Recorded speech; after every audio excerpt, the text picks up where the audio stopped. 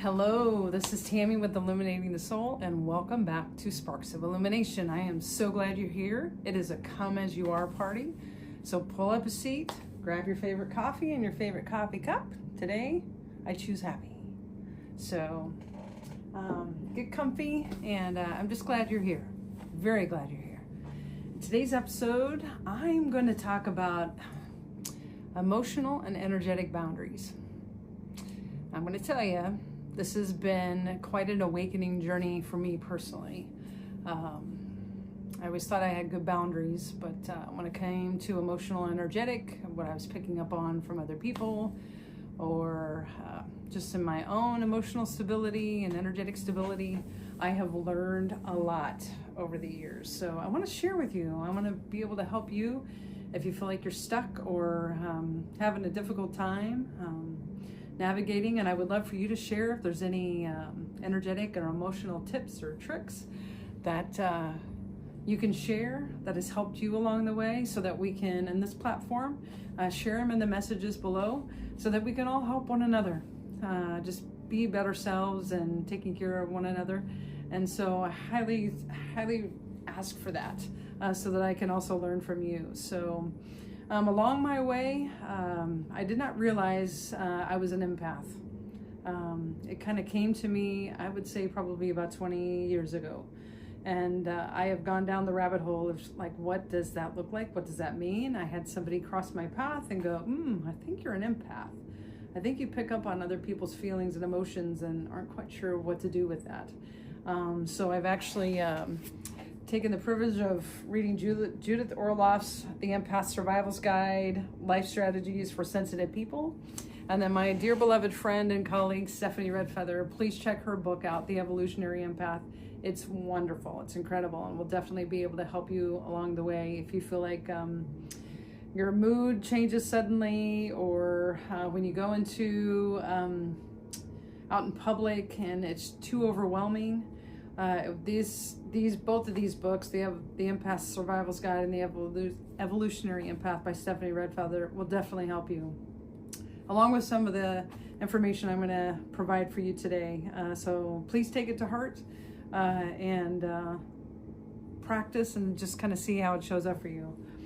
So one of my biggest aha, and I would say wake up calls, is when I was in Target with a dear friend of mine at the time, and my energy was pulled. We were looking at some clothes there, just kind of wandering, had different things on our list that we needed to get. But my energy was pulled to this woman that was in Target. I didn't know who she was. She was there with a couple girls. It could have been her daughters or granddaughters. But like all of my energy was like, and I could just feel that she was hurting. Okay, I didn't know how I could feel it or pick up on it, but I just had this pull to her. And the friend that I was with smacked me on the side of the shoulder, and I was like, what is happening? And she's like, just be in Target. She's not asking for your help. At that time, I was doing healing sessions and, working with people and helping them heal. I still do that throughout the week. And it was a wake-up call to me. I'm like, oh, well, I thought I was just being in Target. She goes, be present where you are right now in this very moment. And I'm like, yeah, but she's hurting. She's not asking for your help. But I couldn't leave it that way, because in a way, I felt like her energy was, I don't know, being called out to me, and that maybe that happens to you, I don't know, at the gas station or the grocery store, or you're just thinking about a friend or family member, and it just, something feels like, something doesn't feel right, and you feel led to reach out to them, text them, call them, whatever. But I didn't know this person, so I didn't feel comfortable going up, oh, hey, I can feel that you're like uncomfortable, you're not doing well, can I say a prayer or do some healing work with you? I didn't feel comfortable doing that. However, I energetically and intuitively asked for permission, which is a key here. Always ask for permission to be able to send her some healing energy, some love, a prayer. And I received a yes. just like a warm feeling in my heart. And I did that for her. I never saw her again, but I feel like always that if I can help someone else, I'm going to do it. Whether that's energetically, intuitively, emotionally, doing the healing work that I do and teaching workshops and classes, just to be able to create that ripple, energetic healing ripple in time, which we all have that opportunity to do. But it was a wake-up call for me, like I said, as far as where my energy was going and how much, in relation to how much I was being in the present, making sure that I was okay, that I'm fully present with the person that I'm with, okay, the task that I'm doing. And I will be honest with you, it's still a challenge, that I have to sometimes catch myself, or the people that I'm with will catch me. Just be with me. You know, we've got some task at hand that we got to do, and I'm like, oh, okay, you know, kind of pull it together. And so, but like I said, in reading Judith Orloff's book and Stephanie Redfeather's, and also just kind of going down the rabbit hole of how present am I, how often am I scattered, or thinking about somebody, or even how much is somebody else's energy impacting me in different public places that I go to. And I had to get a grip on it, I'll be honest with you, because I would feel drained, or I'd feel like $1,000,000 because that person I was spending time with felt so good. And I became, I would say, my biggest experiment. And one of the ways that I kind of looked at it, that kind of just dropped into me, is like a radio dial. So much of the time now we can just push a button and automatically go to a particular station, but I'm kind of dating myself here. I remember having those radio dials where if you were off a little bit, there was static there. It was not clear.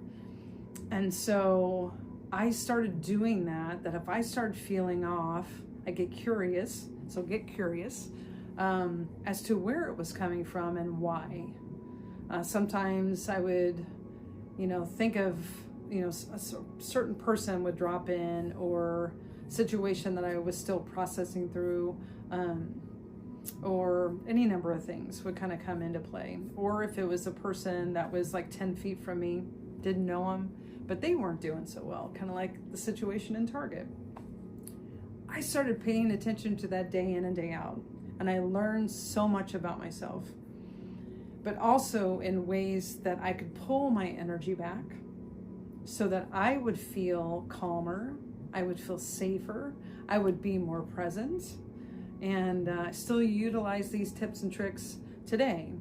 So one of the ones I'm going to kind of talk to you about that I learned, especially with the whole empath thing, is this mine or is this somebody else's? And I learned to do muscle testing. And I use my body as a pendulum and will hold the essence of whatever I'm feeling with my hand on my chest. And I do it, I've done it enough now. I don't necessarily need to, have my hand on my chest. But I'm teaching you, just because if you're starting out something new to you, to be able to provide this kind of map for you. But hold the essence and energy of when something has felt off or my energy has shifted. Is this mine? And if I lean forward, try not to think about it too much, because your logical reason mind is going to want to make sense of it. The goal is to be able to tap into your intuition, which is going to feel like it's imagination or it's coming out of the blue. And that's the idea of tapping into your imagination and intuition, and trust, especially your intuition, and trusting it. Because it's just those sudden moments that will come in, and that's it. Okay, without all the making sense of things, which my brain most definitely wants to do as well. And so I had to practice and study the art of that as well. So encouraging you, because it's coming up in this session, to lean into that as well. But if I lean forward, that's a yes. Okay, it's mine. If I lean backward, it's a no, it's not mine. It's someone or something else's. In that moment, I will return to sender in love, in light, and in healing. It's a do no harm practice. But within that, it's lifting it up out of me, okay? And my awareness, I always, thank it in gratitude. Hey, thank you for bringing me aware of this person's energy or this situation that needs some, healing. But it recognizes it and then lifts it up out. And then I fill myself up with love, with light, and with healing. Okay? So practice that. Let me know how that goes for you. The other facet, if it is mine, then I get super curious. Like, what is like the cornerstones that it's touching on, the emotions, the feelings, and I'll just make mental notes depending on where I am, or I'll take notes on my phone, just for me to, in my meditation time, my downtime, my quiet time, to be able to journal about that particular situation or what's coming up for me, the emotions, feelings. Sometimes I'll see visions or colors, and I'll just jot them down. Sometimes it makes sense, other times it does not make sense, but I hold space for the universe, for my spirit helpers and guides to be able to come in and go, okay, this is coming to my awareness. Maybe it's a premonition. Maybe it's just something that I need to know to be able to work on for greater depths of healing. Or just having that awareness, okay? And just trusting it all, that it's happening for a reason. So I do the muscle testing. Is this mine? Is it not mine? It's not mine. Return to center in love, light, and healing. I fill myself up with love, light, and healing. If it is mine, I still hold that space of love, light, and healing, and get curious, and then do deeper reflection times with journaling, artwork, doodling, walking out in nature. Those are all great ways to be able to help you emotionally and mentally, spiritually, like all the things, okay? The other practice that I've started doing, this is since I took Tina Zion's Become a Medical Intuitive class, which she has been a tremendous teacher, mentor, and friend to me. And so I have to recognize her in my path of awakening with my boundaries. And she has taught me so much of this, to be aware of being able to call all of me and only me back home to me. And I invite my spirit helpers and guides to be able to help, guide, and assist with the purification and cleansing, so that I can be the best human soul, human being that I possibly can be. Okay? So what she taught me was to be able to kind of, first and foremost, pay attention to my energy, what's happening, and then visualize myself as like a fountain. It's called the toroidal field, okay? And being able to have all these radiant energy beings, almost like a circulation of water, 360, up, down, all around. And if there's any weak areas, inviting the light and the love in, the golden light, the golden love, okay? The truth, which doesn't have any disharmony, lower vibrations in it. You want the best of the best, okay? And really taking a moment, once again, and using your imagination, filling you up, and just having that as a continual flow. It's great feng shui practice too. They use a lot, feng shui practitioners will use a lot of flowing water, okay? Because it breaks up the stagnation. So think of that as that you're doing that for yourself. So I learned the toroidal field. So if you Google that and look for images, you'll be able to see like it's this torus, this radiant energy flowing in and through. And we have one in our heart chakra, our heart space, and also our physical. So it impacts our physical body and energetic and auric bodies, okay? And so you want it as optimal as possible, so that if there is a person that is not having a good day, whether you're driving next to them and you're like, ooh, something doesn't feel right, or they come up, you can expand your energy, come up from behind you and you're like, ooh, you can expand your energy and fill it up with love and light and healing, so to be able to kind of push away the not so good energies, okay? So you have the toroidal field, love, light, and healing. The next step is the I call me, I call all of me, I call only me back to me. Now I do a lot of healing work. And whenever I do that, I am tapping deeply into connecting in with my clients on a day in and day out basis. No differently than I have a family. I'm tapping and connecting into them, okay? All these influences can impact me. I can feel drained. I can feel extra tired. I can feel grouchy or irritable. And I want to be the best me, the most present me that I possibly can be. And I need all of me back home to me. Okay? So within this practice, I always, once again, invite my divine and sacred spirit helpers and guides. I want the best of the best to be able to aid and assist and help me with this practice. And what this is doing is purifying and cleansing from the outside in and the inside out. So I will say the practices again, okay? It's I call me, I call all of me, I call only me, back to me. The next step is clean and clear. You can even do clean and crystal clear, okay? Through a filter, so use your imagination here. And I'll be honest with you, it's kind of a fun side note. The very first time I did this kind of provide you a sense of humor, I would say, and with my spirit helpers and guides, because they definitely have a sense of humor as well, is that I visualize, and once again, I'm dating myself, the scrubbing bubbles. There used to be a commercial back in the day where there was this spray cleanser and this commercial that would be for the shower and the tub to get rid of the grime and dirt, okay? And these immediately, they popped up in my visual, in my mind's eye, of these scrubbing bubbles. When I would go like clean and clear through a filter, they would come in and just get all the dirt and grime off. The lower energies, the lower vibrations, the denser energies, the sadness, the grief, and just kind of helping me heal. And just kind of looking at me like, we've got you. And so that's the very first thing that I visualize. And sometimes I'll visualize colors, like radiant golden energies, sometimes violet, purple or blues, which feel very healing and harmonious and balancing to me.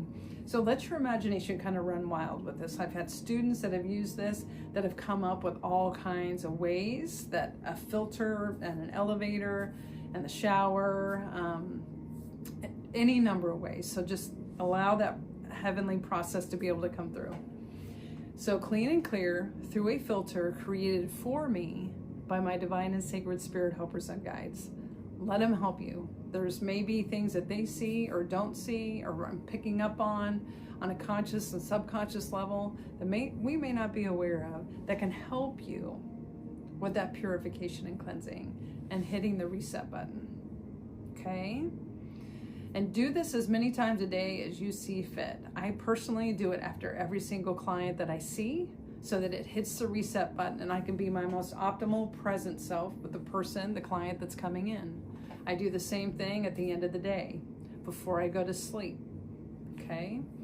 So utilize this I call me, I call all of me, I call only me, back to me, clean and clear, through a filter created for me by my divine and sacred spirit helpers and guides. And I will always end in gratitude because I can always feel a shift, a difference. Sometimes, the colors look brighter. My heart feels lighter. I can breathe with bigger, velocities, and I can just feel a greater sense of relaxation. And so the other thing that I do is I pay attention to my spatial energetic awareness. And I'm going to share this story with you of a time that I was in Oregon. And this is when I was in church and I was with a group of people that I was getting to know. And we were singing a hymn and saying a prayer. And I suddenly felt like someone that was behind me was like drilling into me. And it didn't feel good. And it felt energetic. It wasn't touching me. Okay? And so it's almost like I created eyes in the back of my head, kind of like my mom did whenever I was little, because she knew like what I was doing and not doing, and would try and I can't remember the word, but sense in the back of me, where was this coming from? And it felt like it was right behind me. And so I just kind of did the side glance and I'm like, oh, okay. And it got so intense and so uncomfortable. I could physically feel like, like somebody was invading my boundaries, my space, that I turned around and I looked at him and I told him, stop it. And he just kind of, Like, I don't think he realized he knew I could feel it. And we had a conversation about it later, to where kind of processing some of the energetic boundaries that sometimes we don't know we're doing, other times we do know we're doing. And this is intuitively and even emotionally when we are like zeroing in on somebody, or sometimes you just know when somebody's looking at you. Sometimes it's a not so good feeling, and you can kind of scan the room and go, oh. And as soon as you look at them, they look away.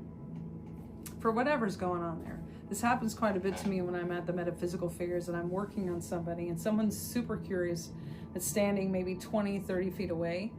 And I'm so focused on what I am working with, whether it's craniosacral therapy or chakras, intuitive work, shamanic work, that type of thing, that all of a sudden it's like my spirit helper and guide kind of taps me on the shoulder, like somebody's, like it doesn't, like it's crossing the boundaries of curiosity, but like wanting some of that energy. And sometimes Mark, who's at the booth with me, will turn around and look at me like, are you okay? Or there's times where I'll get his attention and invite him to kind of stand between me and that person to be able to create that energetic disconnection, because it doesn't feel good. It feels like almost like somebody's sucking the life out of me in a way. Or it's like I said, it's just kind of crossed that threshold out of curiosity into deeper layers that just aren't comfortable. So I want you to begin paying attention, okay, to where your energy's going, or where it's stagnant, okay? Or even when you're out in public, paying attention to other people's energy, what feels good, what doesn't feel good. And invite yourself in those moments in time, out of curiosity, what is it that I need right now in this moment? Maybe it's to be able to put an energetic like force field around you, okay? Or just to be able to hold your hands over your heart, because that's what feels good. So to have that physicality. Maybe it's to walk away, go to the bathroom, to create that disconnection of whatever doesn't feel right, so that you can recalibrate and take care of yourself. And then be able to come back with a greater sense of groundedness and more in your body, okay? Once again, at the end of the day, maybe do some dry bathing. This is like the physical release of letting go, okay? And then bringing from Mother Earth that sense of comforting and nurturing and groundedness, and bring that back up to you. So swoop in from your feet, bring it to your chest and your heart, and say a prayer, affirmation and gratitude for being so well taken care of. And it starts home with you. Nobody else can do this for you. Yes, you can go to healers. People come to me and they'll say, fix me. That goes both ways. Yes, I can pull all the tools out of my toolbox, but I can't stay with you 24/7. And I empower you to be able to take the wand, take the magic wand of the gifts that you carry within you and build upon that. That's why I'm doing this particular session, so that you can feel empowered. You can be able to kind of take these practices and create your own. And more than likely, you have some that I don't even know about. Like I said, share them in the messages. Let me learn from you. And hopefully you're learning from me. Read books. You know, I thank you for being here on this platform. And I believe that we cross paths for a reason. And so I hope these are helpful to you. And once again, if you have questions or insights or aha moments that you want to share, feel free to email me at tammy@illuminatingthesoul.com. I also teach classes on intuition and energetic boundaries and different things like that. And I do private mentoring to be able to help people understand themselves better and be personally empowered. So thank you for being here with me today. And as always, do something today that illuminates your soul and creates a spark in you of joy and laughter and ahas. So have a great day, a great week ahead. Look forward to seeing you with our next session. Until then, I love you. I care about you. You're safe here. And take care. We'll see you soon.